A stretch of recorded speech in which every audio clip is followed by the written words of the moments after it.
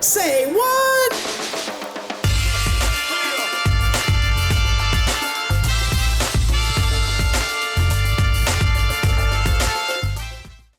Hello and welcome back.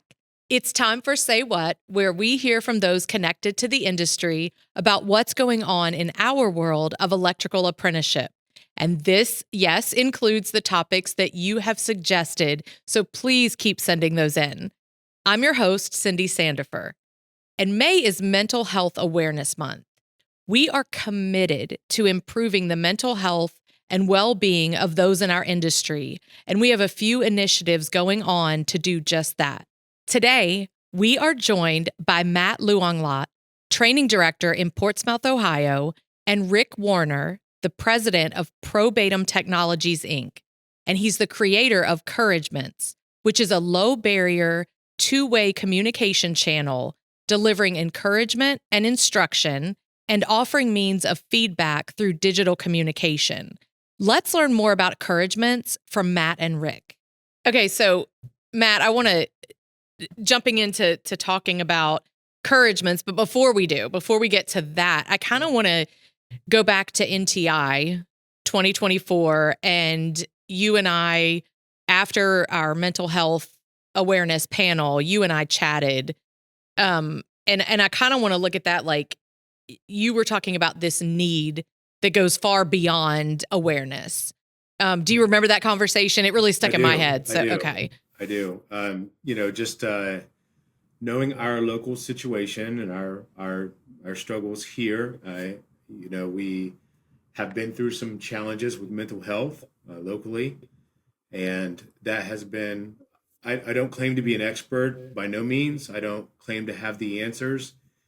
I know that even in 2023, there was a discussion that I think that you led on mental health as well at NTI, if I remember correctly. And so, I'm just trying to think about what can we do beyond awareness. And awareness is great. I think that is the first step. I think we have to go there. And really, you know how some of these things end. To change the industry, the way that they think and they view certain aspects, it takes a subtle working through and thinking through almost awareness. Okay, now here we have this, and do something with this, or try something here.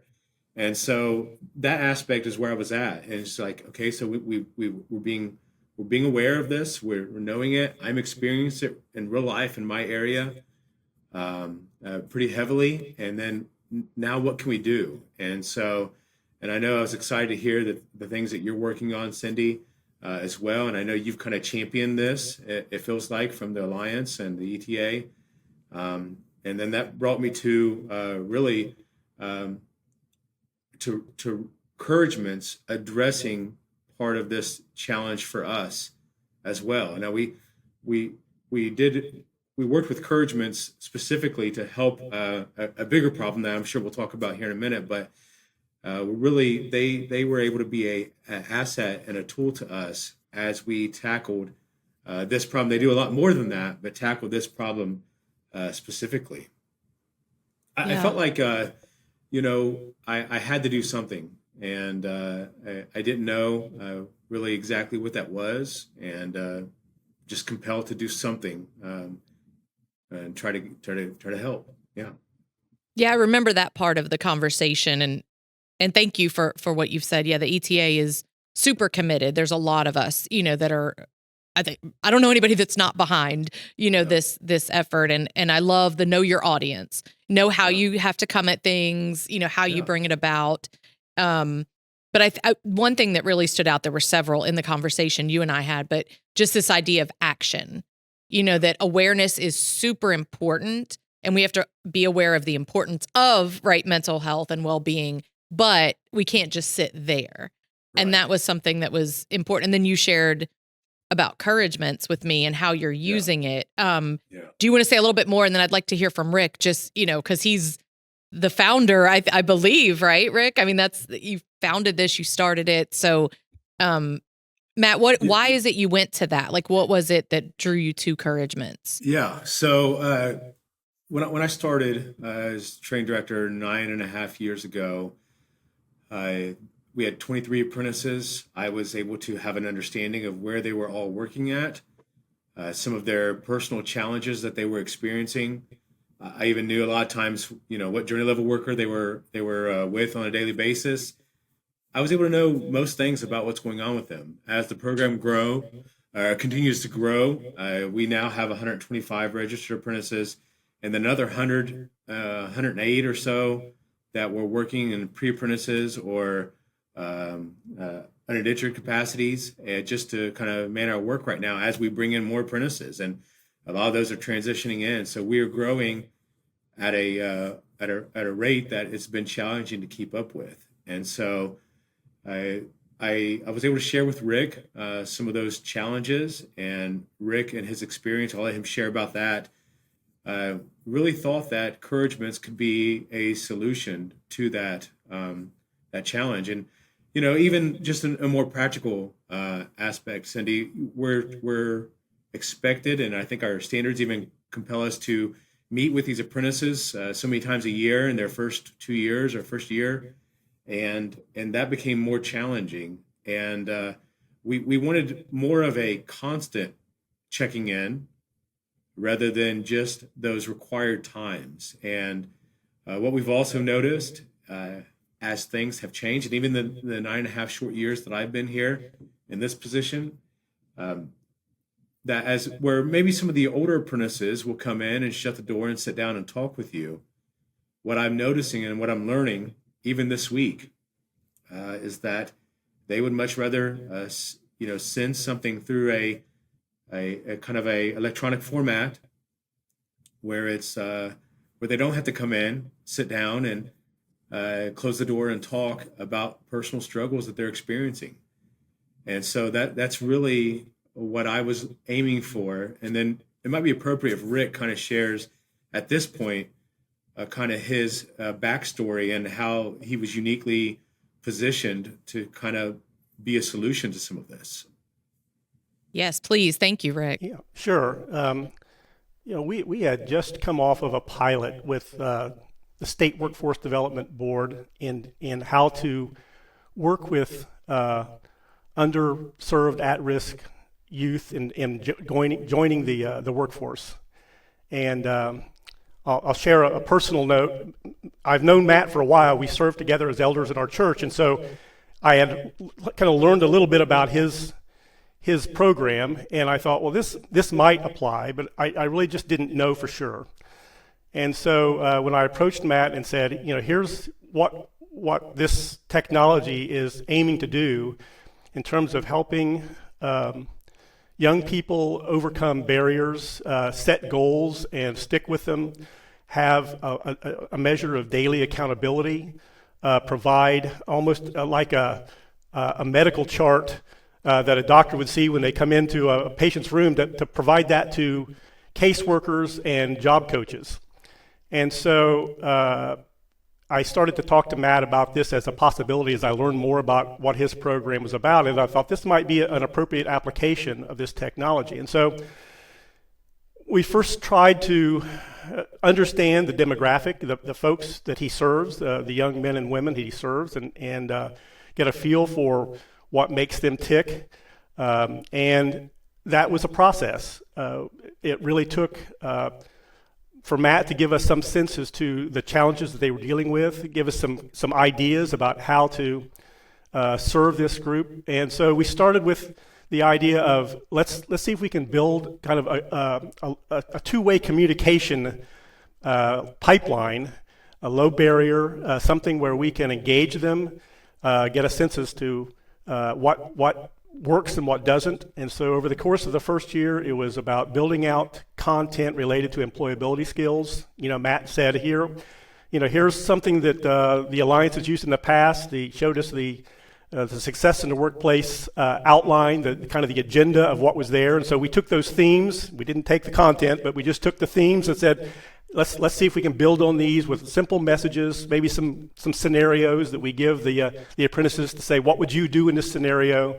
To pair that with some video, using AI technology, we were able to very quickly and easily kind of pair that with video content.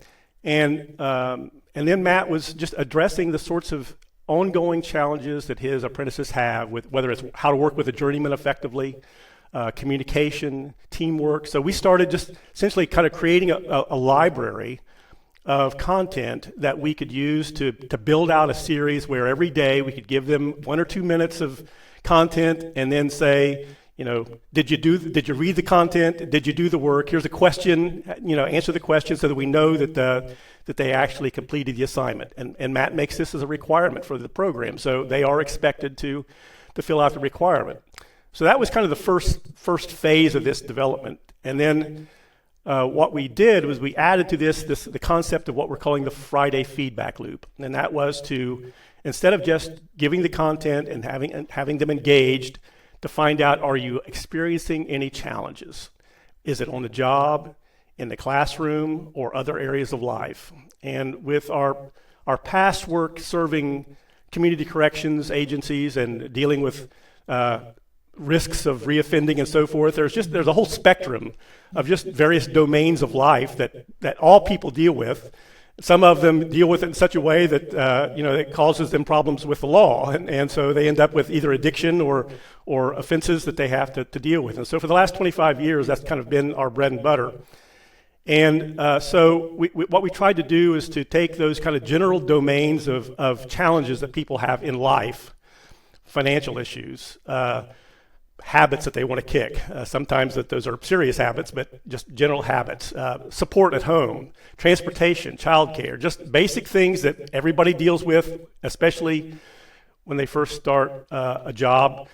And just like Matt observed with this generation, we have seen the evolution of how young people respond in terms of kind of the being the digital natives that they are today versus how people might have responded in the past. And so it was just working that out so that we had a mechanism to provide some feedback to Matt on a weekly basis as to how people were doing. Yeah, I love, between what you've said and what Matt was talking about, this idea of growth. We're seeing it both IBW and NECA, our parent organizations, talking about the need for more electrical workers, market share, membership, those sort of things. But with growth comes growing pains. Right. And a lot of those, you hear various programs. It could be parking spaces, right? Could be a major factor in growth, classroom space, so you hear these different challenges. But I know when Matt and I were speaking, one of those being when you grow from 23 to, I think you said like 125, the difference in the intimacy, right? Like knowing that person or them knowing you and feeling comfortable is greatly impacted. And so recognizing that as another growth challenge. Now, some programs, training directors that have been there, even maybe the amount of time Matt has, the 9.5 years, they've always had a large program. So they may never have had that connection piece. It's been through instructors or mentors. But seeing this Couragements opportunity to connect them, but particularly that feedback, right? That I can just send to you, hey, I'm having a tough time right now. This is what's going on. And then you can open the door for that potential one-on-one conversation or sending them some resources, keeping it all digital is huge to me. So, we're trying to do more than just make a skilled electrical worker, although we want that. I mean, that's the main focus. I mean, if you ask me what my job is, I'm building the next generation electrical worker. I mean, that's what I do. And so really in doing that, if you're going to do it well and sustainable, it's so much more than that.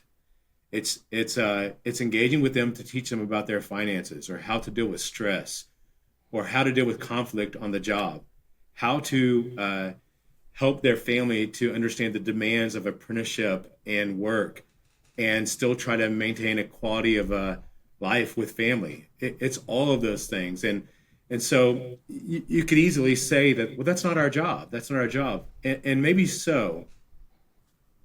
But generations ago, people would have the support a lot of times of family that would guide them through those processes, those challenges, help them to think through that in a meaningful way. And what we're learning is that they just do not have the support or the necessary tools often in this generation to deal with those challenges. So really what our objective is that we can get that feedback, but we can also guide them through. And I think this is an important part, Rick, I'm going to ask you to just speak on a minute, is guide them through thinking through a challenge. Right. So we're not just telling them an answer that we think might be their answer. The objective is to guide them through a problem and help them to work through a solution so that we're equipping them to really be problem solvers for their own life. And so I can make a good IBEW member, a good employee for a contractor, and a good citizen to the community.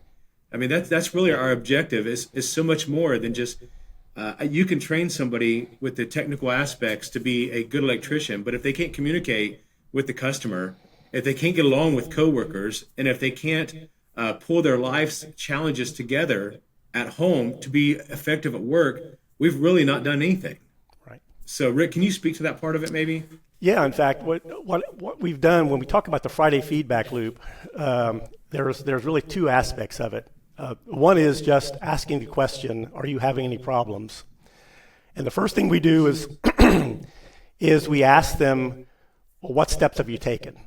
So there's a sense in which, it would be easy to just put Matt's email address on there and say, email Matt if you've got an issue and just make it his problem.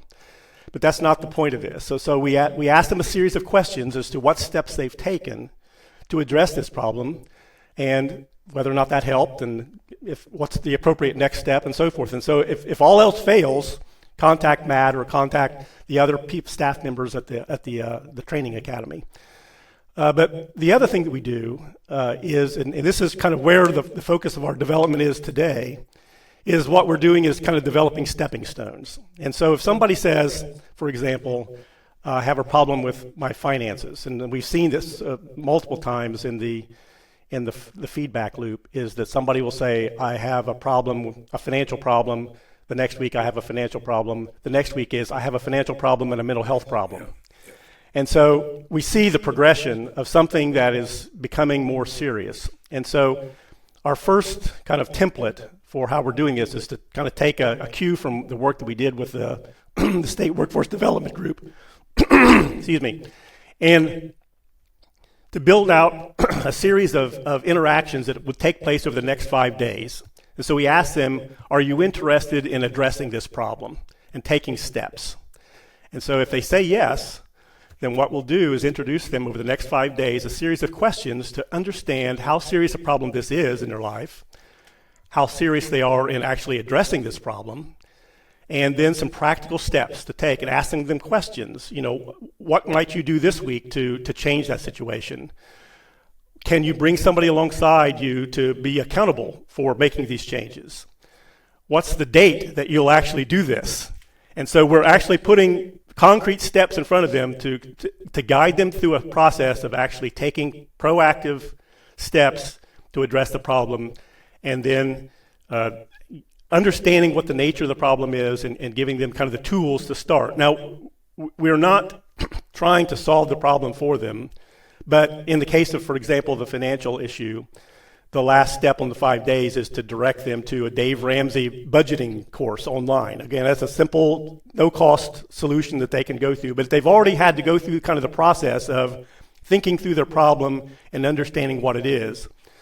And so what we're doing right now with the help of some grad students, Arizona State University, we work with the grad students there as our capstone project for in their sociology program to build out interventions in these other areas like the support system, or I've got mental health or physical well-being issues, or I've got a habit I need to kick.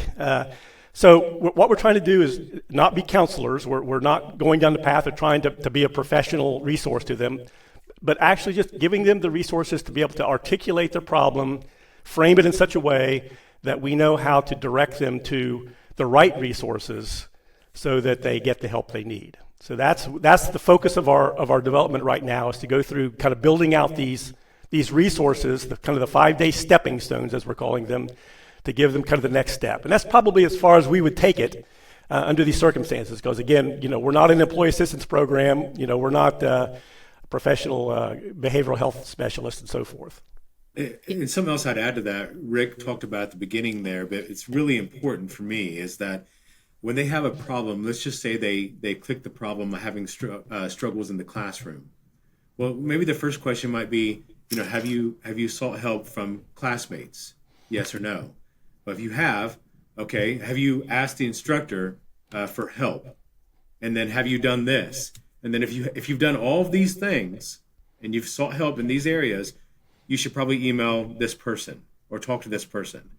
And so, we're guiding them through. Let's not run to the train director every time you don't understand how to calculate a series circuit.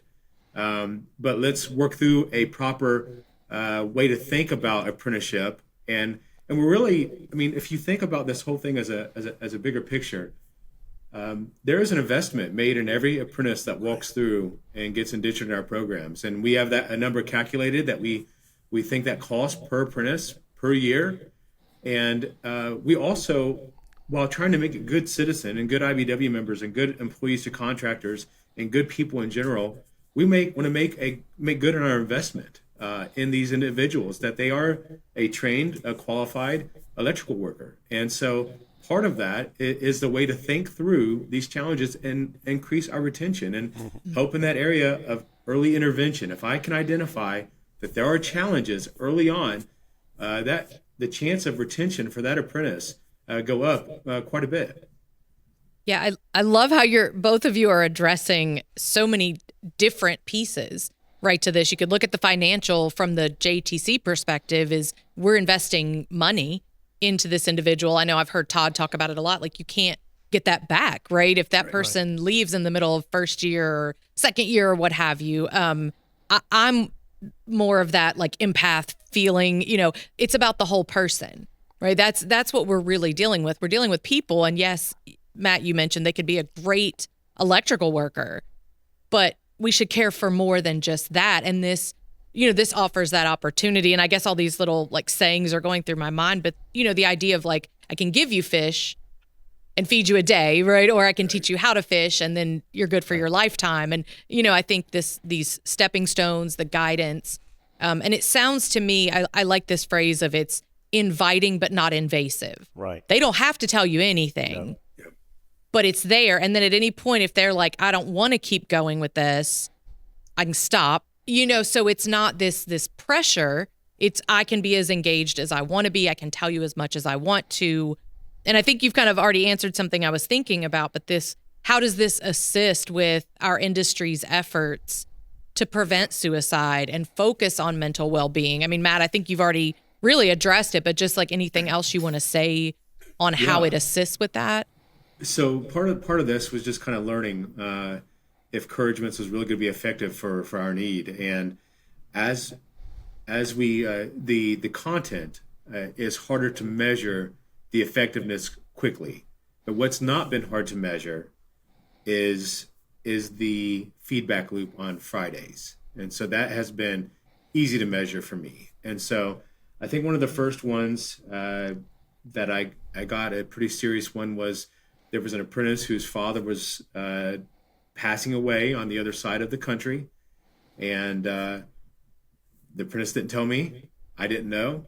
He didn't have the means to fly back home to be there. And so by me being notified of that, it allowed us to get a hold of some of the folks at the hall. We had them, and they come up with taking collection up on job sites to get him money to be able to go home.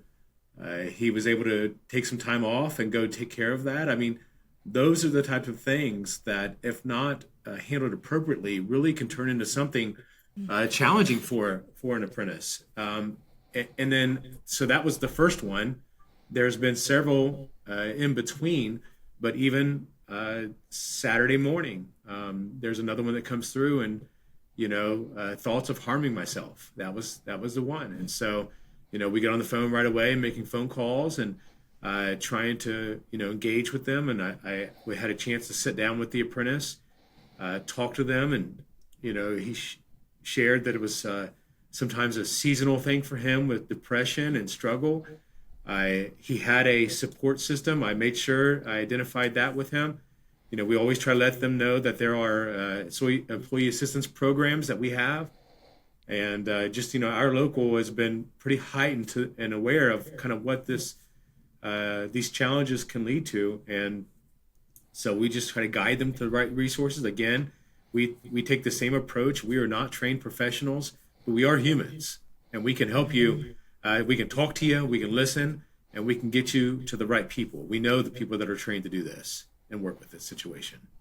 Let me just add this. Yeah. I had a conversation with another training director just recently who said we have annually we have a seminar with all of our training staff.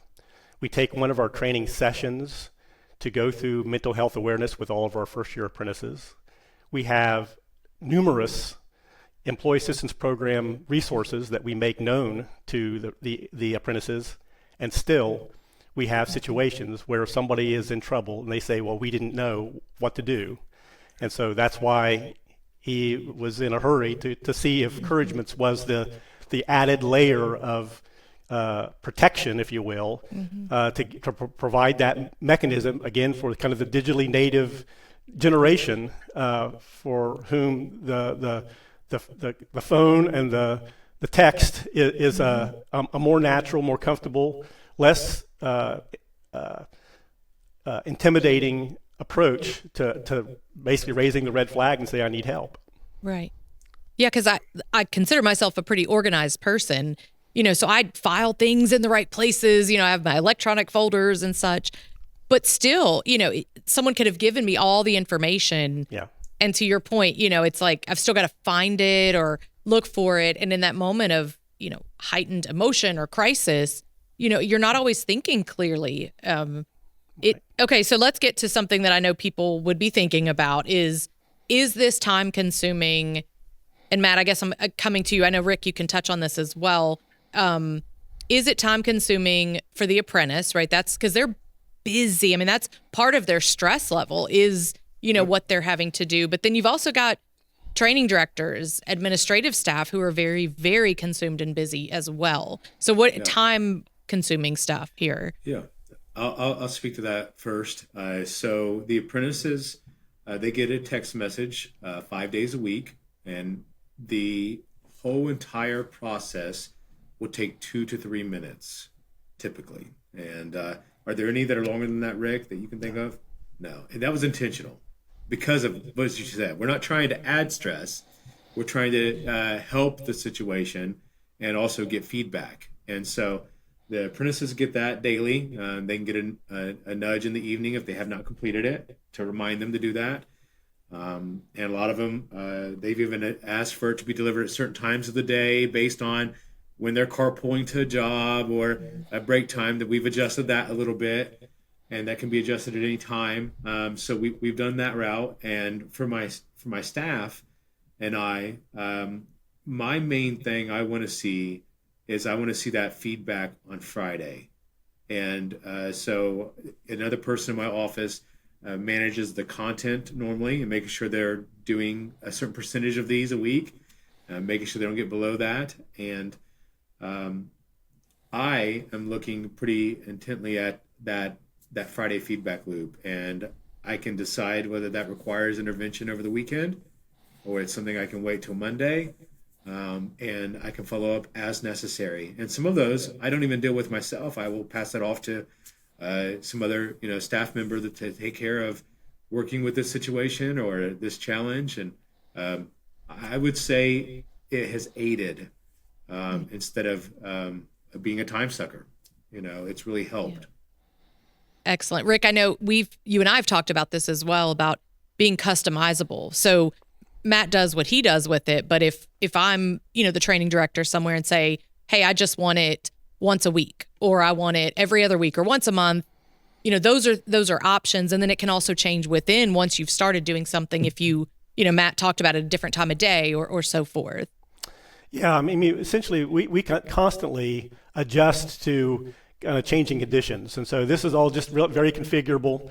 It was designed to allow us to, really kind of respond to information as we gather it. Again, as Matt had content come in or responses come in that suggested issues with parents not having enough time with their kids. And so we're using artificial intelligence technologies to generate content.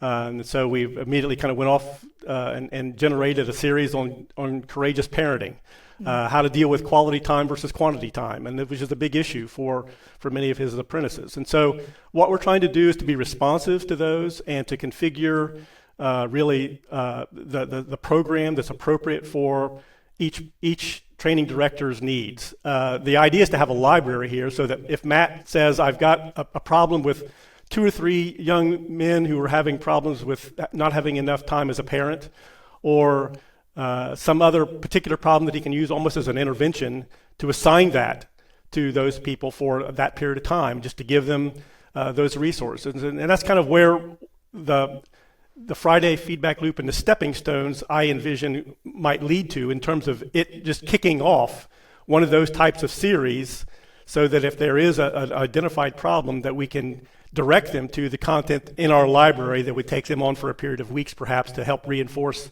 the changes of the needs that they have. Excellent.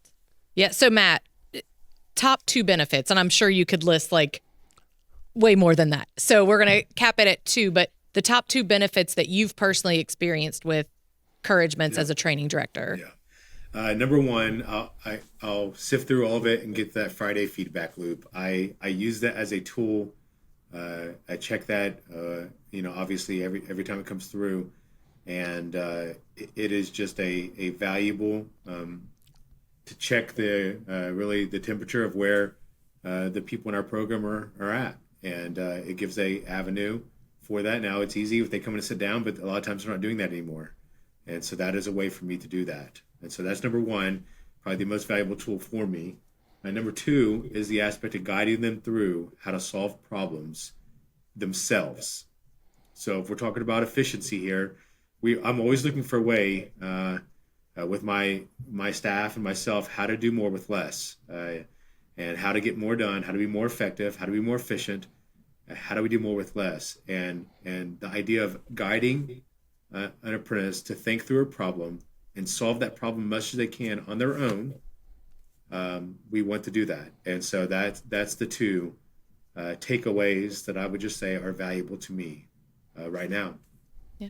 And big ones, right? I mean, those are super, to me, very important in this idea of the whole person, retention, right? Like all of the things that we've talked about, investments, and this person being a great addition to their community and their family and their friends and all of that. Yeah, that's what we want. I'm again, we're in a business of making electrical workers, and I get that, but I'm really I'm aiming higher than that.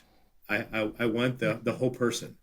I want the person that can mentor the next one, that can, I was just talking with the training coordinator here this morning, and just talking about the fact that people can open up and talk about challenges they're experiencing, and how out in the field it's not really conductive for that right now. It's not easy for them to do that.